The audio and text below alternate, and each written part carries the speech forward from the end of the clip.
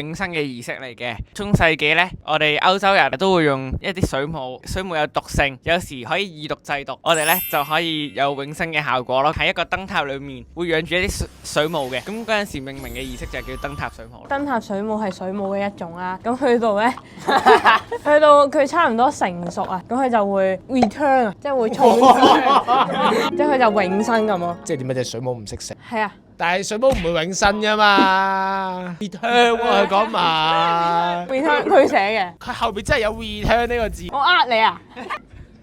我揀你，老實人。哇！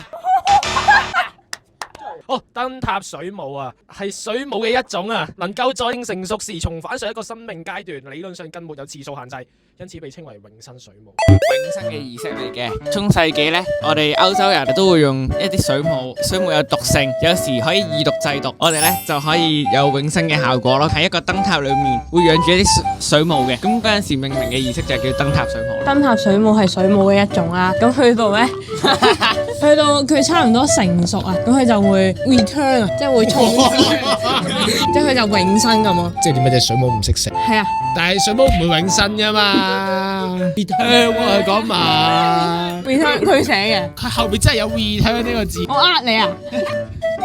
我揀你，老實人。哇！哦，燈塔水母啊，係水母嘅一種啊，能夠在性成熟時重返上一個生命階段，理論上更沒有次數限制，因此被稱為永生水母。